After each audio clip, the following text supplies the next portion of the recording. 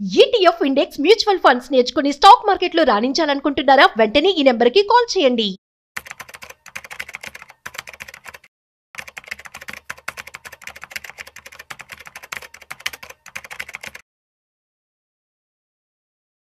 Hello sir, నమస్తే. నమస్తే అమ్మ కీర్తి. సార్, ఇప్పుడు ప్రపంచం మార్కెట్స్, మనకి వరల్డ్ మార్కెట్స్ అన్ని ట్రెండ్స్ ఎలా ఉంది, దాని పరిస్థితి ఏంటి, అండ్ ఆ ట్రెండ్స్ మీద మీ అభిప్రాయం, అండ్ మన మార్కెట్స్ ఎలా ఉన్నాయి, గోల్డ్ అండ్ సిల్వర్ రేట్ పరిస్థితి ఏంటి, అండ్ హౌస్ హోల్డ్స్ రేట్, అవన్నీ కూడా అప్డేట్స్. చూడమ్మా కీర్తి, ఇప్పుడు మన మార్కెట్స్ ఇప్పుడు ఈ సంవత్సరం అయితే కొంచెం స్థిరత్వం వచ్చినాయి. రైట్. Doing good. ట్రంప్ టారిఫ్ల వల్ల కొంతకాలం ఇబ్బంది పడ్డాయి, కానీ ఇప్పుడు మళ్ళీ నార్మల్కి వచ్చేసాయి. మన యొక్క ఆర్బీఐ తీసుకుంటున్న పాలసీస్ వల్ల కావచ్చు, సెంట్రల్ గవర్నమెంట్ తీసుకున్న పాలసీస్ వల్ల కావచ్చు, రేట్ కట్స్ కావచ్చు, జిఎస్టీ కావచ్చు, what ever it may be. ప్రపంచ మార్కెట్స్ ఆల్మోస్ట్ అన్ని మార్కెట్స్ లాస్ట్ 1 year బాగా పెర్ఫామ్ చేసినాయి. యూకే బాగా చేసింది, యూఎస్ఏ బాగా చేసింది, అంటే more than 20%. Brazil, Germany, Japan, Hong Kong, Korean markets. ఒక్క రష్యా మార్కెట్ మాత్రం యుద్ధం వల్ల -7% నెగిటివ్ రిటర్న్ ఇచ్చింది. ఈవెన్ చైనా మార్కెట్స్ కూడా అరౌండ్ 19 to 20% రిటర్న్స్ ఇచ్చినాయి. అన్ని మార్కెట్స్ బాగా చేసినాయి. మన మార్కెట్ మాత్రం అరౌండ్ 9 to 10%. ఏప్రిల్ 1st నుంచి ఇప్పటి వరకు సెన్సెక్స్, నిఫ్టీ 9 to 10%. అదే 200, 500 అయితే ఒక 5 to 6%. Mid cap, small caps మాత్రం రిటర్న్స్ ఏమి ఇవ్వలేదు. అంటే గత కోవిడ్ తర్వాత విపరీతంగా పెరిగి ఉండటం వల్ల, ఓవర్ వాల్యుయేషన్ వల్ల మిడ్ క్యాప్, స్మాల్ క్యాప్స్ ఏమి ఇవ్వలేదు రిటర్న్స్. కానీ లాస్ట్ 10 years రిటర్న్స్ చూసుకుంటే మన నిఫ్టీ కానీ, సెన్సెక్స్ కానీ, నిఫ్టీ 500 కానీ, అంటే మన మార్కెట్స్ అనేది ఇక్కడ కేవలం బ్రాడర్ మార్కెట్స్, ఇండెక్స్. రైట్. ప్రజలు అర్థం చేసుకోవాలి, మార్కెట్స్లో, స్టాక్ మార్కెట్స్లో రిస్క్ ఉంటుంది, డబ్బులు పోతాయి, డబ్బులు వస్తాయి. రైట్. 5-6 వేల స్టాక్స్ ఉంటే మనం చెప్పేది కేవలం 500 స్టాక్స్ గురించి. వీటినే స్టాక్ మార్కెట్స్ అంటారు. మనం చెప్పేది 500 బిఎస్సి 500 ఆర్ ఎన్ఎస్సి 500, నిఫ్టీ 500, అంటే 500 టాప్ 500 కంపెనీస్ గురించే మనం మార్కెట్స్ మాట్లాడాం. మన టాప్ 500 కంపెనీస్ మార్కెట్స్ విలువ సుమారుగా 470 లక్షల కోట్లు. సో ఇందులో ప్రజలు అర్థం చేసిన, ఇందులో లార్జ్ క్యాప్స్ యొక్క విలువే 60%. ఈ 460 లక్షల కోట్ల పైన ఉన్న డబ్బుల్లో large caps portion 60%, mid caps 20%, small caps portion 20%. అంటే ప్రజలు స్టాక్స్, ఇండివిజువల్ స్టాక్స్ కొనుక్కునేప్పుడు జాగ్రత్తగా చూసుకోవాలి వీటిలో ఉన్నాయా లేదా. అది కూడా మళ్ళీ డైవర్సిఫికేషన్ చేసుకోకపోతే డబ్బులు పోతాయి. ఒకే స్టాక్ కొనుక్కొని దాని మీద ప్రేమ పెంచుకొని, దాని కార్పొరేట్ ఎర్నింగ్స్ బాగలేకపోయినా దాన్ని చూసుకుంటూ ఒక కంపెనీ కొనగానే మనం ప్రేమ పుడుతుంది, మన అభిప్రాయం తప్పని ఒప్పుకోం మనం. అది టకటక పడుతుంటే కూడా ఫాలింగ్ నైఫ్ కింద అది పడుతుందంటే ఒక రీజన్ ఉంది. పెద్ద మొత్తంలో మ్యూచువల్ ఫండ్, డొమెస్టిక్ ఇన్వెస్టర్స్ కానీ పెద్ద మొత్తంలో ఎఫ్ఐఎల్ అమ్ముతున్నారంటే ఒక రీజన్ ఉంటుంది. రైట్. మనం ఏం చేస్తాం, ఫాలింగ్ నైఫ్ కింద చేయి పెడతాం. ఫాలింగ్ నైఫ్ కింద చేయి పెడితే చెయ్యిలో నుంచి దూసుకొని కత్తి కిందకి వెళ్తుంది.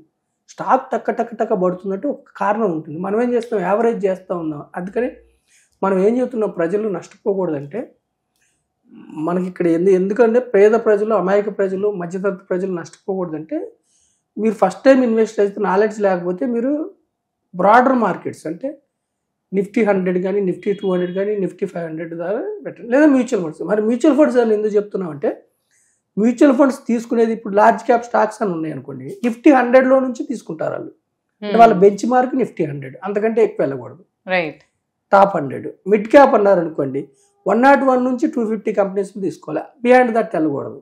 అంటే 65% మిడ్ క్యాప్ అయితే, స్మాల్ క్యాప్ 65, లార్జ్ క్యాప్ అయితే 80%. కాబట్టి ఏంటంటే మనం అందుకనే ఇవి చెప్తున్నాం. అయితే ఇంకా ట్రెండ్స్ ఎలా ఉన్నాయంటే, ఎఫ్ఐఐలు మాత్రం మన మార్కెట్స్లో 2024 నుంచి లాస్ట్ ఇయర్ March 24 నుంచి ఇప్పటి వరకు సుమారుగా $21 బిలియన్ US అమ్మారు ఎఫ్ఐఐలు, ఫారిన్ ఇన్స్టిట్యూషనల్ ఇన్వెస్టర్స్. కానీ డిఐలు, డొమెస్టిక్ ఇన్స్టిట్యూషనల్ ఇన్వెస్టర్స్, అంటే మన మార్కెట్స్లో మన మ్యూచువల్ ఫండ్స్ కావచ్చు, ఇన్సూరెన్స్ వీళ్ళు మాత్రం 2023 ఆగస్ట్ నుంచి ఇప్పటి వరకు $85 బిలియన్ US స్థిరంగా కొంటూ ఉన్నారు మన వాళ్ళు. ఎఫ్ఐఐలు శుభ పరిణామం ఏంటి, అక్టోబర్లో నెట్ బయ్యర్స్, 8,200 కోట్లు. నవంబర్లో మాత్రం కేవలం 320 కోట్లే నెట్ బయర్స్. మళ్ళీ డిసెంబర్లో 8,000 కోట్లు అమ్మారు. రైట్. ఈరోజు మండే కూడా నెగిటివ్ ఉంది మార్కెట్. ఈరోజు కూడా మోస్ట్లీ అమ్మవచ్చు నేను అనుకోవటం. అయితే ఎఫ్ఐఐలు ఏంటంటే ఫారిన్ ఇన్స్టిట్యూషనల్ ఇన్వెస్టర్స్. వీళ్ళు ఏం చేస్తారంటే అమ్మ, ఏ దేశం బాగుంటే ఆ దేశంకి వెళ్ళిపోయి అక్కడ లాభాలు సంపాదించుకుని మళ్ళీ ఏ దేశంలో అనుకూలంగా ఉంటుందో ఆ దేశానికి వస్తారు. సో వీళ్ళు ఎక్కడ పెట్టారంటే లాస్ట్ 1 yearలో బ్రెజిల్, తైవాన్లో విపరీతంగా డబ్బు కుమ్మరించారు, అక్కడ లాభాలు తీసుకున్నారు. ఓకే. అయితే మన దేశంలో ఇప్పుడు స్టార్ట్ చేస్తున్నారు. మన దేశంలో Q2 ఎర్నింగ్స్ బాగున్నాయి. Q3 ఇంకా బాగుంటాయి అనుకుంటున్నాం. జిఎస్టీ రేట్ కట్స్ వల్ల ఆటో కానీ, ఈ మానిటరీ పాలసీ వల్ల కానీ, కన్జంప్షన్ బూస్ట్ అవటం వల్ల కానీ పెరుగుతాయి. మళ్ళీ వస్తారు వాళ్ళు వచ్చిన తర్వాత మార్కెట్స్ మళ్ళీ ర్యాలీ మొదలవుద్ది. ఈ లోపు మనకి ఆర్డినరీ పర్సన్స్, మన ఇండివిజువల్ ఇన్వెస్టర్స్ చక్కగా ఇన్వెస్ట్ చేయమని చెప్తున్నాను నేను. సో వాళ్ళు బ్రెజిల్ అండ్ తైవాన్లో ఎక్కువ పెట్టారు. మన డొమెస్టిక్ ఇన్వెస్టర్ బాగా పెడుతున్నారు. అయితే గోల్డ్ అండ్ సిల్వర్ గురించి ఏంటంటే లాస్ట్ 1 yearలో బాగా ర్యాలీ చేసింది. కారణం ఏంటంటే బ్యాంక్స్, సెంట్రల్ బ్యాంక్స్ అంటే మన ఆర్బీఐ, అన్ని ప్రపంచ దేశాల బ్యాంక్స్ గోల్డ్ని రిజర్వ్ లాగా పెట్టుకుంటున్నాయి. ఇప్పుడు ఇంతకుముందు ఫారిన్ ఎక్స్చేంజ్ కింద అంటే విదేశీ మార్కం కింద డాలర్స్ని పెట్టుకున్నాయి. రైట్. ఇప్పుడు ఏం చేస్తున్నాయంటే ఫస్ట్ టైం ఆఫ్టర్ 1996 తర్వాత డాలర్ కంటే కూడా ఎక్కువ గోల్డ్కి వెళ్ళారు. సో గోల్డ్ రిజర్వ్స్ డాలర్స్ తర్వాత సెకండ్ లార్జెస్ట్ రిజర్వ్ గోల్డ్ అయింది. అందుకని గోల్డ్ ర్యాలీ చేస్తుంది. ఎంతకాలం ర్యాలీ చేస్తుంది?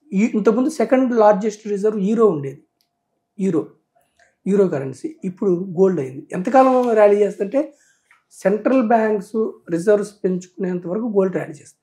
మరి ఎప్పుడు కరెక్షన్ వస్తుందంటే వన్స్ సెంట్రల్ బ్యాంక్స్ మళ్ళీ ఒక డాలర్ ఓకే అనుకుంటే, ట్రంప్ నిర్ణయాలు సరిగ్గా ఉండి, ప్రపంచ దేశాలతో అగ్రిమెంట్స్ మంచిగా కుదిరి మొత్తం గ్లోబల్ అన్సర్టనిటీ సెట్ అయితే మళ్ళీ వాళ్ళు అమ్మినప్పుడు మళ్ళీ గోల్డ్ రేట్ పడవచ్చు, స్థిరంగా ఉండొచ్చు. సో ఇది మన హౌస్ హోల్డ్ ఫైనాన్షియల్ ట్రెండ్స్ ఎలా ఉన్నాయి. గోల్డ్ గురించి ఏంటి, ప్రపంచ బ్యాంక్స్ వల్ల డిమాండ్ వచ్చింది. ఫ్యూచర్లో ఉంటుందా ఉండదా అన్నది it may or may not. Household చూడమ్మా, ఇప్పుడు చూడు 2019లో 29% of our Indian households insurance, pensions, other వాటిలో పెట్టేవాళ్ళు. 7% మాత్రమే 2019లో, కేవలం 7% మాత్రమే ఈక్విటీస్. అంటే మనం ఈక్విటీస్ గురించి చెప్తున్నాం, స్టాక్ మార్కెట్స్ కానీ మ్యూచువల్ ఫండ్స్లో 7%. 64% క్యాష్ డిపాజిట్స్, రియల్ ఎస్టేట్, రకరకాలుగా. వేరే 2024 వచ్చే వరకు డేటా చూడమ్మా, 7% 11%కి వెళ్ళారు. అంటే క్యాపిటల్ మార్కెట్స్ నమ్మకాలు 11%కి వచ్చారు. ఇన్సూరెన్స్ వాటిలోనే 29/35 ఇన్సూరెన్స్ కూడా పెరిగింది. సేవింగ్స్, ఎఫ్డీలు తగ్గించుకుంటున్నారు. ఇంతకుముందు 64% ఉండేది, ఇప్పుడు 54%. అంటే ప్రజలకి అర్థమవుతుంది ఎఫ్డీల్లో పెట్టుకుంటే ఇన్ఫ్లేషన్ రావట్లేదు కాబట్టి ఎఫ్డీలు తగ్గించుకొని క్యాపిటల్ మార్కెట్స్లో వాళ్ళ యొక్క పోర్షన్ పెంచుకుంటున్నారు. అయితే ఇక్కడ అర్థం చేసుకోవాల్సింది చూడమ్మా, డెవలప్డ్ మార్కెట్స్ అమెరికా కావచ్చు, యూకే కావచ్చు, జర్మనీ కావచ్చు, జపాన్, అట్లాంటి చూడు, యూఎస్లో చూడు. ఉదాహరణకి ఇన్సూరెన్స్, పెన్షన్ అండ్ అదర్స్ అంటే పీపీఎఫ్ ఇట్లాంటి వాటిల్లో 34% పెడితే మన దగ్గర 11% ఈక్విటీ మ్యూచువల్ ఫండ్స్లో పెడితే 52% పీపుల్ యూఎస్ఏలో 52% పీపుల్ ఈక్విటీస్లో పెడుతున్నారు. అంటే ఎంత చైతన్యం ఉంది ఈక్విటీస్ మీద, వాళ్ళకి రిస్క్ ఉంటుంది. 14% మాత్రమే వాళ్ళ దగ్గర 100కి 14 మందే బ్యాంక్స్లో పెడుతున్నారు డబ్బు యూఎస్ఏలో. అంటే ఈ హౌస్ హోల్డ్ ట్రెండ్ మనకి ఏం చూపిస్తుందంటే మన క్యాపిటల్ మార్కెట్స్ గ్రో అవటానికి నెక్స్ట్ 20 years ఓన్లీ 11% పీపుల్ పెడుతున్నారు. అంటే ఎంత గ్రోత్ ఆపర్చునిటీ ఉంది మన స్టాక్ మార్కెట్ పెరగడానికి, మన యొక్క ప్రజలు సంపాదించుకోవడానికి. మళ్ళీ నేను మన ఎపిసోడ్ ద్వారా చెప్పేది అంటే ట్రేడింగ్ని మార్కెట్లో ఇన్వెస్ట్మెంట్ అనుకోవద్దు. తెలియక చాలా మంది డబ్బులు పోగొట్టుకుంటారు. మన ఎపిసోడ్ చూసి ప్రభావితమై ట్రేడింగ్ చేసి డబ్బులు పోగొట్టుకుంటే ఒక తరం వెనక్కి వెళ్ళిపోతారు. ట్రేడింగ్ వద్దు. సేవింగ్స్ ఆల్రెడీ తగ్గించుకుంటున్నారు ప్రజలు, నాలెడ్జ్ వస్తుంది. తర్వాత ఇంకా ఏమిటంటే అమ్మ 96% గ్రోత్. ఇల్లులు కొనటంలో 2022లో 3,40,000 కోట్లు మాత్రమే హౌసింగ్ ఇల్లు కొనడానికి డబ్బులు పెడితే 25కి వచ్చేవరకు 7 లక్షల కోట్లు అంటే డబుల్ అవుతుంది. అంటే ఇల్లులు కొనడానికి ఖర్చులు బాగా పెడుతున్నారు. దీనివల్ల రెవెన్యూ జనరేట్ అవుతుంది, మార్కెట్ షేర్, ప్రజలు ఎకానమీ ప్రజల యొక్క తలసరి ఆదాయం పెరగటం వల్ల, మంచి మంచి ఇల్లులు కొనటం వల్ల ఇదంతా మన మార్కెట్స్ అనుకూలంగా ఉండే అవకాశం ఉంది. సో నేనేమంటున్నానంటే నెక్స్ట్ 20 years మన దేశ ఎకానమీ చాలా బాగుంటుంది. క్యాపిటల్ మార్కెట్స్లో ఒక సిస్టమేటిక్ వేలో పెద్ద కంపెనీస్లో, అంటే మన మార్కెట్లో 60% షేర్ మార్కెట్ క్యాప్ పెద్ద కంపెనీ, టాప్ 100 కంపెనీస్ షేరే పెద్ద కంపెనీస్లో పోర్ట్ఫోలియో. ఇండివిజువల్ స్టాక్స్ మంచి నాలెడ్జ్తో రండి, లేకపోతే ఒక ప్రొఫెషనల్ డిస్ట్రిబ్యూటర్ లేదంటే అడ్వైజర్, లేదంటే మీరే రీసెర్చ్ చేసుకొని ఒక గ్రూప్ ఆఫ్ కంపెనీస్లో, ఒకే కంపెనీ కాకుండా ఈక్విటీ మార్కెట్స్లో ఎప్పుడు కూడా రిస్క్ తగ్గాలంటే ఒక కంపెనీలో పెడితే రిస్క్ ఆ కంపెనీ దెబ్బతింటే పోతుంది. Group of companies, diversification, group of companies ఒక మంత్రం రిస్క్ తగ్గించుకోవడానికి, డైవర్సిఫికేషన్ ఒకే రంగంగా కాకుండా డైవర్సిఫికేషన్ రెండో మంత్రం, మూడో మంత్రం లాంగ్ టర్మ్. అందుకే గోల్స్ అనేది ఈక్విటీస్లో 1-2 years నెగిటివ్ రిటర్న్స్ వస్తాయి, ఒక్కోసారి 3-4 years కూడా వస్తాయి. భరించే శక్తి ఉండాలి లాంగ్ టర్మ్. ఇలా మీరు డిజైన్ చేసుకుని మ్యాక్రో ఎకనామిక్ ఫ్యాక్టర్స్ అన్నీ అనుకూలంగా ఉన్నాయి, లాట్ ఆఫ్ ఆపర్చునిటీ ఉంది మన మార్కెట్స్ డెవలప్ అవడానికి.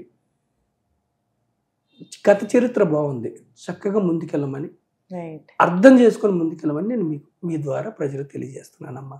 Right sir. అందరూ కూడా దీన్ని లైక్ మంచి అది మార్కెట్ వెళ్తుందని అదిలో తీసుకుని అందరూ మీరు అంటున్నారు సేఫ్ సైడ్లో ఆలోచించుకొని ఇన్వెస్ట్ చేసుకుని అందరూ కూడా లాభపడాలని. Right. Thank you sir. Thank you so much. Thank you అమ్మకి.